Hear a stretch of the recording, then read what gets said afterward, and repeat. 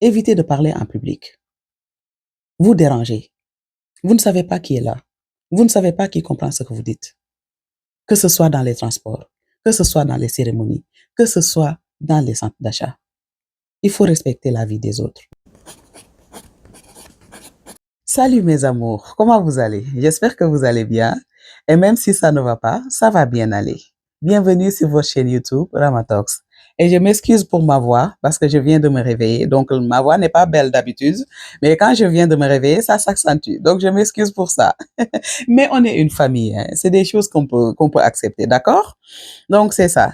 Ma passion, c'est de sensibiliser, d'aider les gens à être la meilleure version d'eux-mêmes et puis avoir une bonne évolution dans la société. Donc, c'est toujours un immense plaisir de partager avec vous. Hier, après le travail, j'étais dans un magasin en train de faire des courses. Et puis, voilà, je faisais les magasins et tout ça. Et puis, je suis entrée dans un magasin qui s'était bondé de monde parce qu'il faut savoir que pendant les fêtes de semaine, tout le monde fait ses courses et tout ça. Donc, je faisais mes courses et puis il y a quelque chose qui a attiré mon attention, qui m'a vraiment dérangée. Et d'habitude, je vois ça. C'est des attitudes vraiment à éviter. C'est des comportements à éviter. Donc, j'aimerais partager ça avec vous. Il y avait une personne dans le magasin qui était au téléphone, qui parlait tellement fort, qui criait, qui parlait tellement fort que cette personne-là dérangeait tout le monde. Tout le monde regardait cette personne-là. Et puis, elle n'était même pas dérangée quand elle parlait. Et le pire dans tout cela, c'est que je comprenais la langue dont cette personne-là parlait. Et puis, j'entendais tout ce qu'elle disait, au fait, parce qu'elle criait fort. Donc, je ne pouvais pas m'empêcher d'entendre ce qu'elle disait. Et puis, je comprenais ce qu'elle disait. Et puis, la personne-là parlait d'une autre personne, je ne sais pas c'est qui, mais elle parlait que de mauvaises choses sur cette personne-là.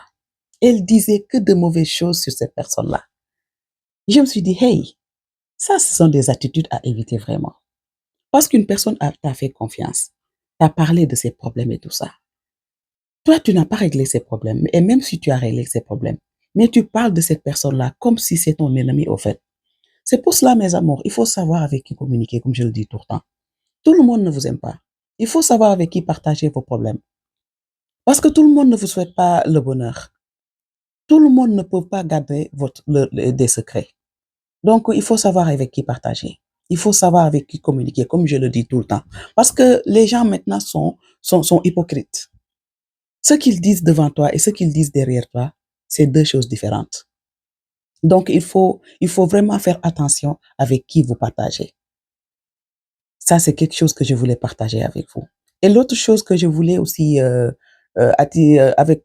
quoi je voulais attirer votre attention, c'est de savoir où communiquer. C'est quelque chose de très important. Parce que des fois, vous pouvez être dans un public ou bien même dans les transports, parce qu'il faut savoir que des fois, tu entends dans des transports aussi, il y a des personnes qui attendent de monter dans des transports pour prendre le téléphone pour commencer à parler. C'est des attitudes à éviter. C'est pas de bon comportement. Il faut être des personnes bien éduquées. Il faut être des personnes civilisées. Si on vous appelle et vous êtes dans un public, dites à cette personne-là d'attendre qu'une fois chez toi, tu vas la rappeler parce que tu es en public. C'est beaucoup plus civilisé parce que tu déranges. Tu ne sais pas qui est là. Tu ne sais pas qui comprend ce que tu dis. Et même si hormis tout cela, tu déranges. Les gens ne sont pas là pour entendre ce que tu dis.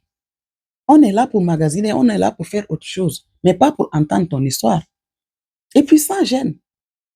Il y a de ces choses, vraiment, quand on est bien éduqué, on ne les fait pas. Donc, ces deux choses-là, j'aimerais vraiment en parler avec vous. J'aimerais vous attirer votre attention sur, il faut savoir avec qui parler. Ne dites pas vos problèmes à tout le monde. Parce que tout le monde ne vous aime pas, tout le monde ne vous souhaite pas la paix. Et tout le monde ne peut pas garder votre secret. La deuxième chose, évitez de parler en public. Vous dérangez. Vous ne savez pas qui est là. Vous ne savez pas qui comprend ce que vous dites. Que ce soit dans les transports, que ce soit dans les cérémonies, que ce soit dans les centres d'achat. Il faut respecter la vie des autres. Vous êtes entouré d'autres personnes et les gens ne sont pas obligés de savoir vos problèmes et ce que vous dites.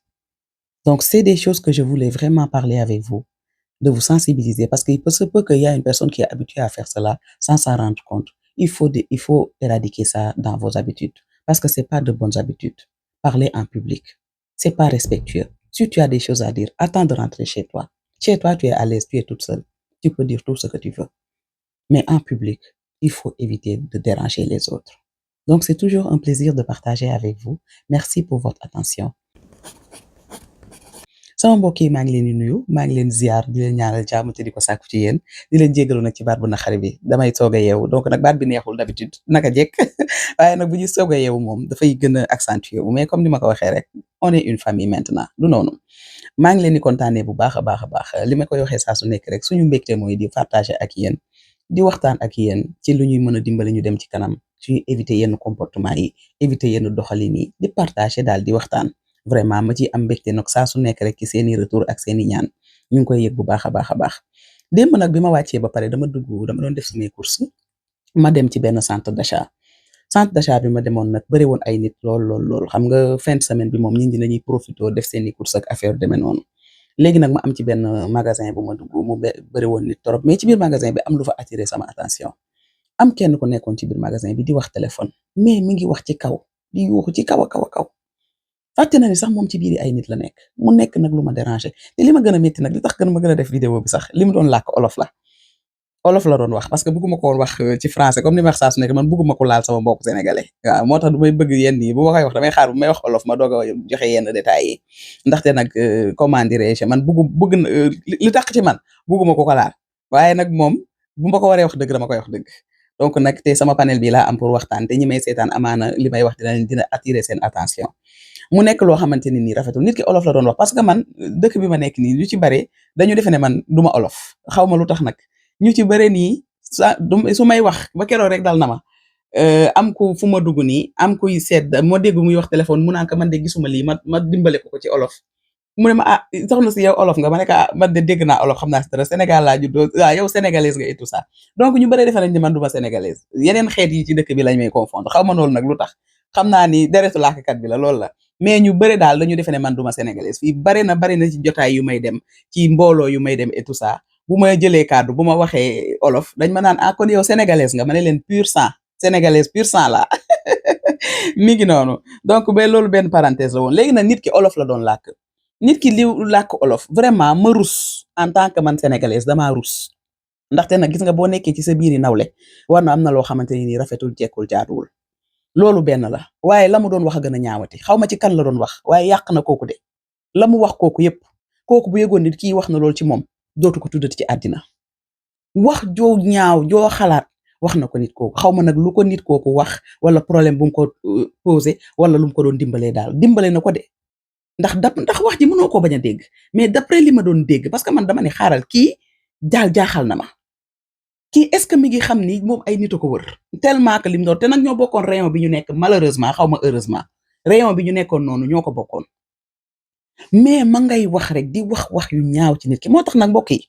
xam leen ku ngeen di wax seeni problème xam leen ku ngeen di diisool xam leen ku ngeen di partager parce que ñëpp bëgguñu leen de wallaay ñëpp yéenewuñu leen jàmm am na ci nit yoo xamante ne yéen a ngi leen di diis seeni soxla yéen a ngi wéetoog ñoom defe ne dañ leen di dencal defe ne ay nit ñu wóor lañu fekk ni fu ngeen yàqoo rek ñoo leen fa yàqee fu ngeen yàqulee ñoo leen fa yàqal te bu ñu sañoon du ngeen am jàmm bu ñu sañoon du ngeen nekk ci jàmm bëgguñu leen de yéenewuñu leen jàmm ñu ngi leen di reetaan nag wala boo amee problème wax leen ko ñu mën nañoo ànd ak yow sax jooy di wan la ne dama am lu ma naqari waaye wan leen ginnaaw yéene la ko la ñuy def kon nag bàyyi leen xel bu baax a baax bokk ngeen di waxal nit ñi léegi dañoo feebar de nit ñi man li ma gis léegi ci société bi nit ñi léegi dañoo feebar parce que yéene nit ki lu bon xalaat ci nit ki lu bon bëggal nit ki musiba bëggal nit ki safaan loolu il faut que sax xol feebar pour nga mën a nekk noonu ndax nag ki la wóolu ba wax la soxlaam kooku jaaxle na ndax ku sañoon kenn du la xamal nag ku sañoon kenn du la xamal mais nit ki bu demee ba wóolu la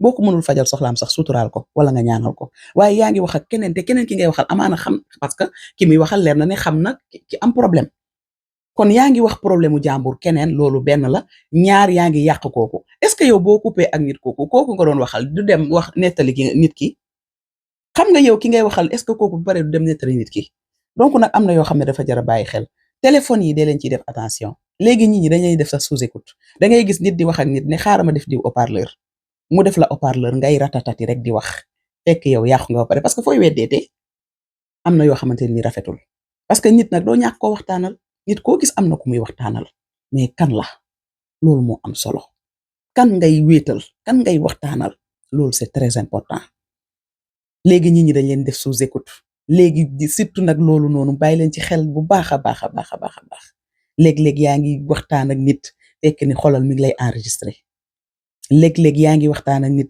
fekk ni nit ki ngay waxal def na la haut-parleur yooyu yëpp da leen ci bàyyi xel jamono ji dafa yàqu léegi nit ñi léegi dañoo feebar nit ñi léegi yàqaate moo leen gën a yomb defaral nit bu ñu tollee nag jamono jooju moytu da caa baax doo dëkk ci moytu nag di nga dund di nga nekk si jàmm mais gis nga part benn instant dafa am suñu benn mag ju baax Cheikh Ibrahima Fall maam Cheikh Ibrahima Fall dafa doon wax jamono dafa toll foo xamante ni nii dangay folli gémmiñ fal bët ak nopp maam Cheikh Ibrahima Fall loolu la daan wax nee na jamono dafa toll foo xamante ni nii da ngeen di folli gémmiñ fal bët ak nopp loolu ci déggin mooy lan dangay nopp bari li ngay noppi ne pat ubbi say bët nag di xool yor say nopp di dégg foofu la jamono toll ndax jamono dafa yàqu kon nag sama mbokk yi bàyyi leen si xel ñaar yi daal laa ne woon dinaa ko waxtaan ak yéen tey xam leen ki ngeen di waxal ndax ñëpp yéene wu leen jàmm waaye bu loolu lépp weesoo xam leen fi ngeen di waxee public boo ci nekkee respecteel ñi la wër del wax ndànk del def ndànk del bàyyi xel ñi nga nekkal waaye am na ñoo xam ne yàkkamti nañoo yéeg si oto sax duñu commencé waxtaan de waaye bu ñu yéegee si oto rek jël seen téléphone di wax wala bu ñu nekkee ci xew yi ne ci téléphone di wax wala bu ñu nekkee ci mbooloo nit dangay am yar nit dangay civilisé nit dangay am ay valeur lii naa demoon nag dinaa ko partage ak yéen tey vraiment di leen bàyyiloo xel saa su nekk rek ndax nag on est entre nous te suñu nekkee dañuy waxtaan suñu biir maa ngi leen di jaajëfal di leen kontaanee di leen jox daje ba beneen yoon jaa ngeen jëf